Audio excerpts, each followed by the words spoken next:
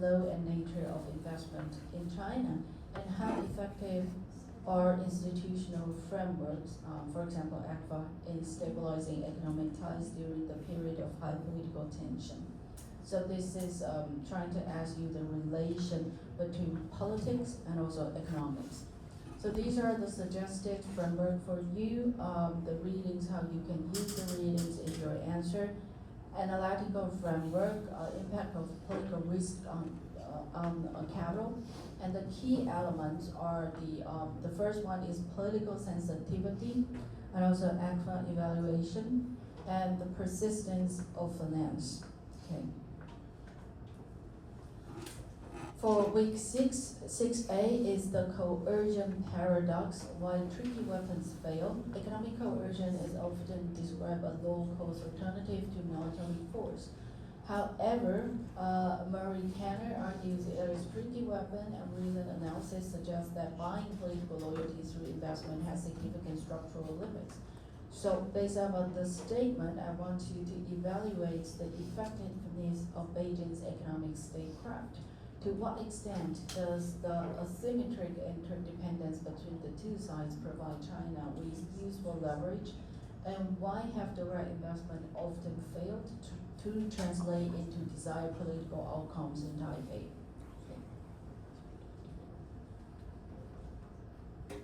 So we talk about all this as well, the asymmetric economic interdependence between Taiwan and China, and all these bans on Taiwanese foods or other agricultural products to China.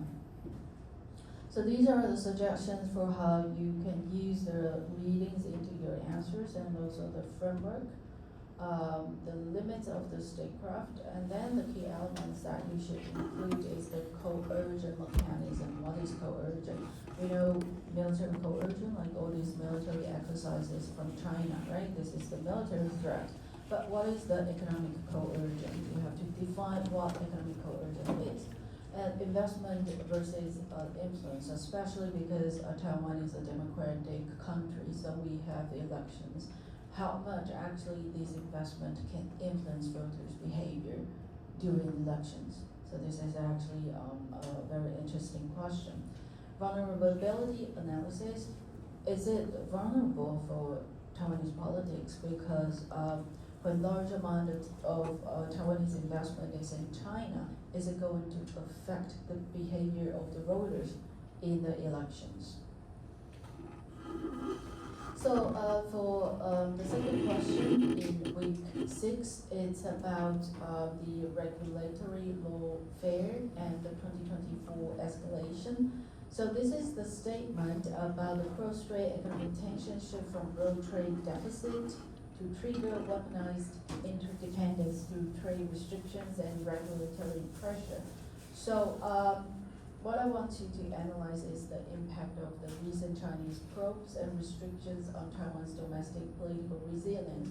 How does weaponization of specific trade agreements, for example, ECFA, or the bans on the tourist groups to come to Taiwan, what about all these serve as a tool of psychological warfare, and how should Taipei's policy choices adapt to these era of constant economic frictions?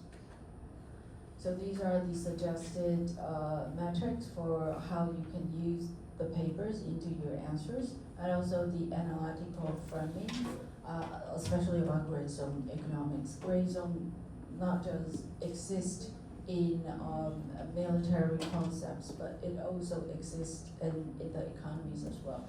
So the key elements that you need here is the 2024 context, the psychological versus material impacts, and also counter-coercion strategy, because there is a coercion, right? But what about the counter-coercion strategy? For week 7, the first question is the deterrence paradox, conventional stability versus gray zone instability. And because the gray zone is sort of the rising threat on the Taiwan Strait, not really the traditional military threat. So we talk about it when we are in the topic of all these gray zone and also military threat. So this will be the statement, and I would like you, I would ask you that to what extent does this constant friction undermine the traditional deterrence models described by the author, and how should Taiwan's policy options evolve to resist coercion that falls below the thresholds of a kinetic conflict? So, the challenge is going to be very different. It's not going to be officially like a war, officially like a military threat, but it would be coercion in the gray zone or blockade in the gray zone. So what to do with the Taiwanese government, whether if Taiwan is ready, what about Taiwan's policy? So these are the suggestion of the readings, how you can use the paper in different debates. And the analytical framing, you can begin with the erosion of the status quo, because the direct military threat could be seen as the breaking out of the status quo. But what about all these coercion in the gray zone? Are these also the erosion of the status quo? Just gradually, right? Silently and gradually. The key elements that you can include into your answer is what gray zone is, what is the doctrine of the gray zone, the exhaustion of narrative, and also synthesis of stability, what stability is. The second question for 7B is the signals in the swarm, the data, maritime tactic, and escalation. This is also again more about military. And I want to how do these maritime activities serve as a signal to international observers, and how does the current military balance, as described in the RAND report, impact the risk of accident escalation of a fate accomplished scenario? Okay. So these are the suggested readings, how you can use them in your answers, and the analytical framing is going to be based upon operational signaling. And the key elements that you should include is the data interpretation, the new normal. What is new normal? Is it going to be the coercion in the gray zone, or the possible blockade anywhere surrounding Taiwan? Is it the new normal? And the risk assessment, evaluate whether it is a swarm tactics make a fate accomplished, a quick takeover before the U.S. can react. But these gray zone activity or coercion is not really about whether it's a quick takeover. It is actually about blockade and, well, are you going to start the war directly? Because it's just blockade or it's just coercion. It's nothing related to military operation, right? So who's going to pull the trigger? It's going to be a tough decision. So for week 8, we're going to talk about the ambiguity paradox. So this is going to be the statement, and I want you to evaluate the extent to which U.S. policy has fundamentally changed in response to China's rise. So this is going to be related to the shifts of the U.S. policy, and that's what we can see after Donald Trump visited China. Maybe there will be another round of the shift of the policy again, because I think he was so emotional. He criticized Taiwan again. He criticized TSMC again, stealing the chip manufacturing again. So these are the suggested readings, and just suggest to you how you can use these papers into the discussions in the answers. And the analytical framework is going to be the stability and credibility. So the key elements that you should include is the construct, the TRA, strategic ambiguity versus clarity, and the ally variable, the bilateral but increasingly depend on the regional alliance structures. So for the second question in week A is about the Taiwan factor, the pivot point or strategic point. So again, the statement, and I want you to indicate the parameters of the cross-strait relations. To what extent do domestic political shifts in the U.S. impact the balancing act described in the foundational triangle framework. Okay, so these are the suggested readings, just to suggest you how to use the papers in the answers. And the analytical framing is going to be agency and interdependence, and the key elements of strong response is the triangle framework, domestic variable, synthesis of the factor. What is the Taiwan factor and why it is so important in the triangle relations? So week 9 is going to be the Japan variable, because as what we can see, Japan became more and more important in the region, especially in terms of the regional security. So here, I want you to evaluate the strategic significance of Japan's evolving posture towards Taiwan. To what extent does the coordination between Tokyo and Taipei represent a shift towards multilateral security architecture in the Indo-Pacific, and how does this change Beijing's cost-benefit analysis regarding a potential conflict? So these are the suggested readings for you to use in your answer, and also the analytical framing, end of bilateralism, and the rising of multipolarism. The key elements that you should include in the answer are the linchpin argument and coordination versus formality, regional deterrence shift. Okay, so there's a very important regional deterrence shift as well. The second question in week 9 is about the sovereign gap. So you will have the statement. And then I want you to evaluate the impact of Taiwan's diplomatic isolation on its domestic resilience. How do non-traditional security challenges serve as entry points for Taiwan to expand its international role? And to what extent can functional participation compensate for the lack of formal state recognition?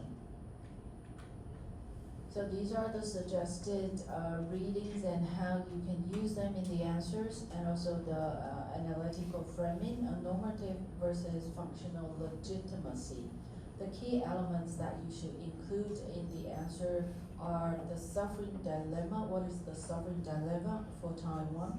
Functionalism strategy, and also diplomatic attrition.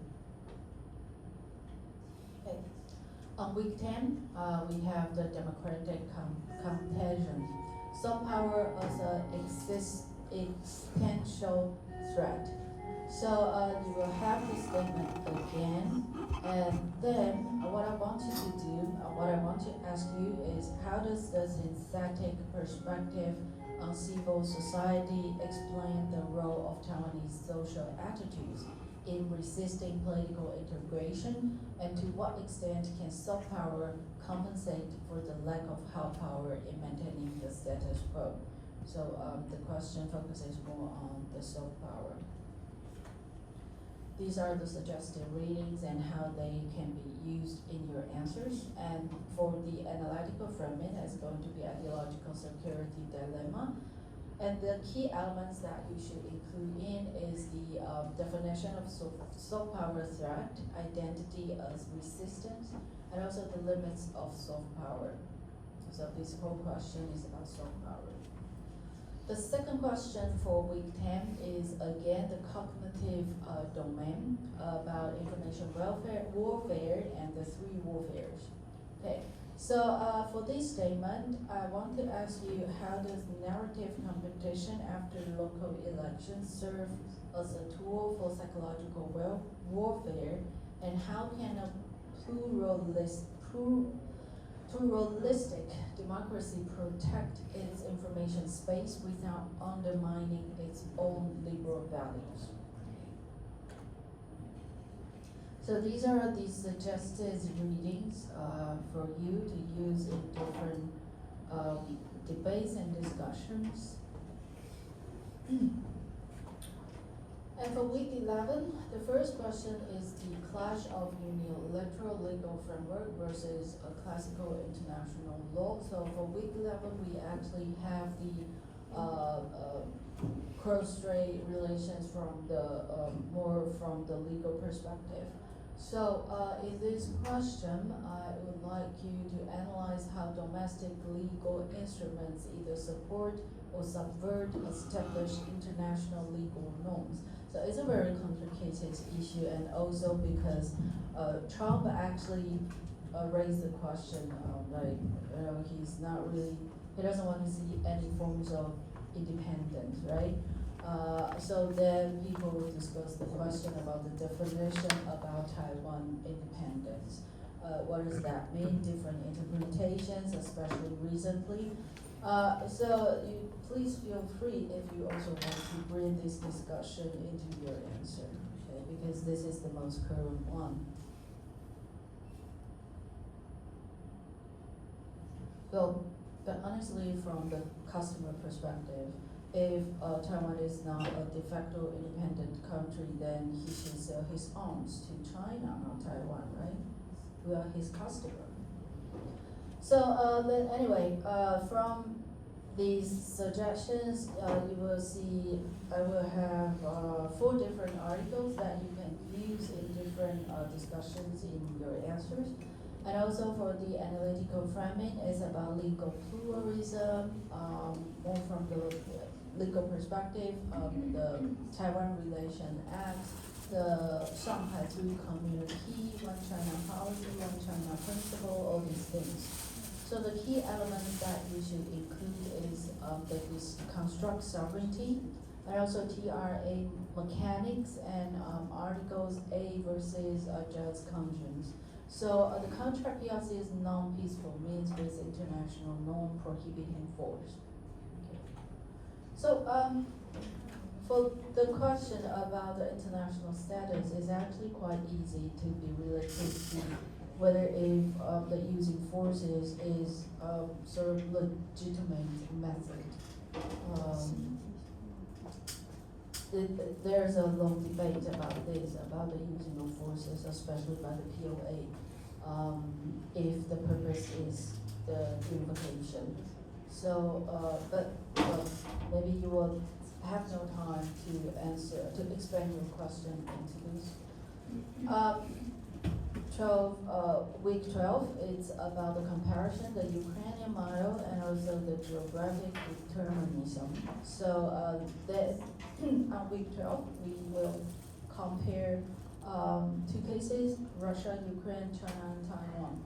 So I will ask you to analyze how the water barrier of the Taiwan Strait and the requirements of amphibious warfare alter the deterrence logic compared to the land-based invasion of Ukraine. Okay, because this is actually very different type of battlefields in the region.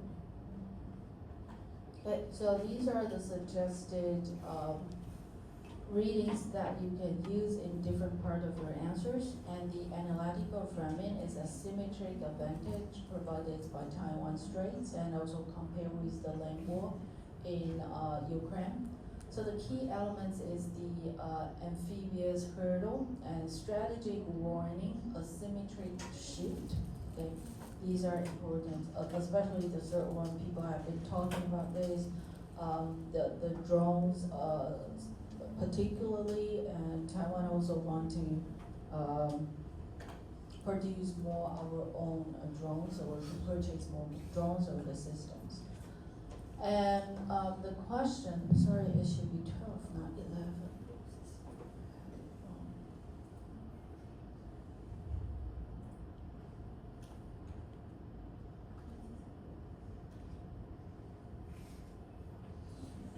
Okay, so for 12B is about sovereignty redefined. So you will have the statement, and then I would ask you to evaluate which model offers the most legally sustainable path for the Taiwan Strait, and to what extent do the domestic political constraint and identity shift analyzed in previous weeks render these third-party solutions politically impossible, and even if they are legally elegant? Okay. So this is the analytical framing, and the key elements that I would suggest you to include is the underdetermined baseline, and also deconstruct the models, okay, because there's Ukrainian model, the feasibility test, and also the role play preparation.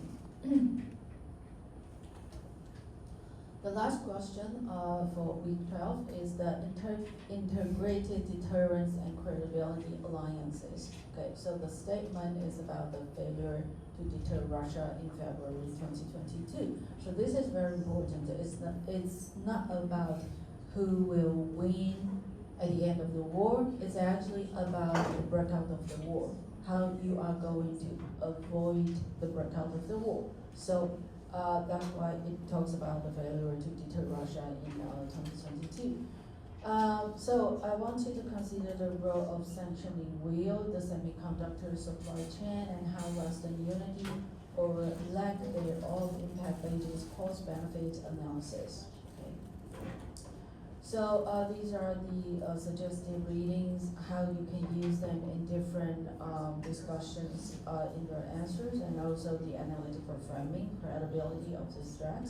And also the key elements that you should include in your answer is the silicon shield.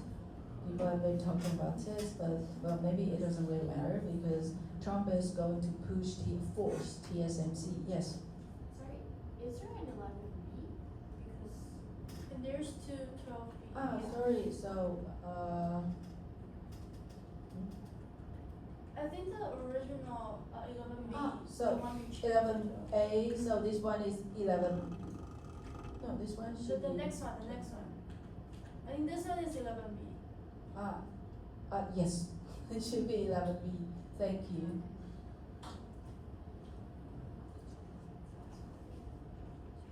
Thank you, Sarah. Okay, so it's 12B.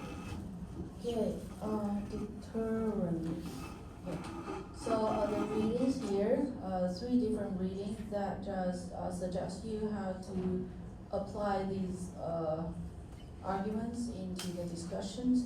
And the analytical framework is going to be credibility of the threats, and the key elements, as well I mentioned, the silicon shield, people are talking about it, 90% of the advanced chips, but now Trump is going to force TSMC to move 50% of their production capability in the US. And sanctions paradox about how many countries actually comply with the sanctions against Russia, and strategic clarity versus ambiguity. It's going to discuss the Ukraine lesson mandates, move toward a formal defense guarantee to avoid similar miscalculation. Okay, so this is going to be the question for the comparison between Russia, Ukraine, and China, Taiwan. Okay, so I think that should be.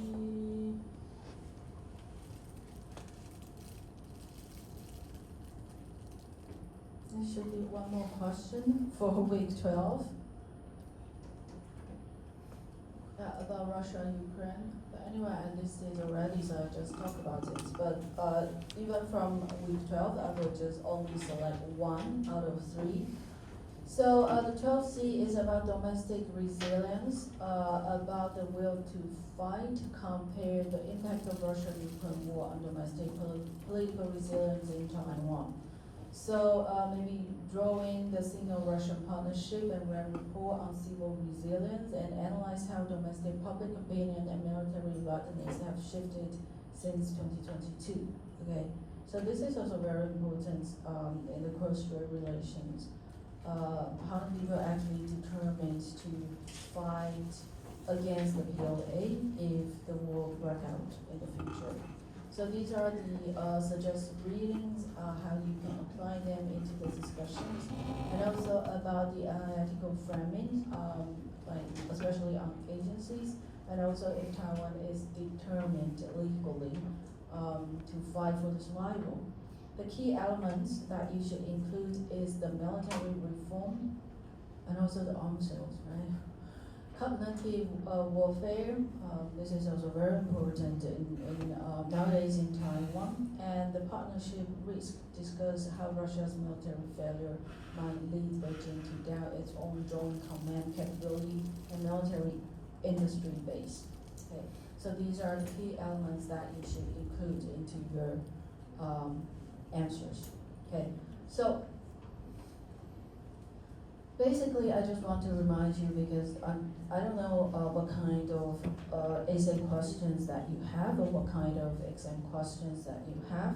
But for social sciences, this type of question are very common. You will have a statement, but the statement is not 100% correct. The statement just represents different opinions. So you can challenge the statement, that is perfectly okay. You can have your own opinions. If you don't agree with the statement, that is perfectly okay. It's not going to affect your grades.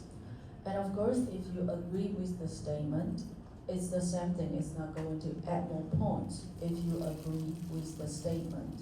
So the point is not about whether if you agree with the statement or you want to challenge the statement. The point is how you are going to show your discussion and make your conclusion logically and consistently to show your agreement or to show your challenge to the statement. Okay? So this is not an yes/no question to say yes I support, no I don't support. No. It's more about your logic, your discussion, and then what you think. And go back to the evaluation of the statement. Okay, this is very important because this is going to affect how you are going to frame your answer. Don't think about whether if you should support the statement or if you should oppose to the statement. That is not really the point. The process and also the discussion is more important. Okay, and there is no correct or right, and I don't actually have a preferences for the statement either. So don't think about yes or no, support or oppose, no. And then the question below the statement is actually try to help you to break down the statement into several sessions and try to help you to build up your answers to the question. Okay. Well, when I was a master's student, when we had the exam, we actually don't have the second, like the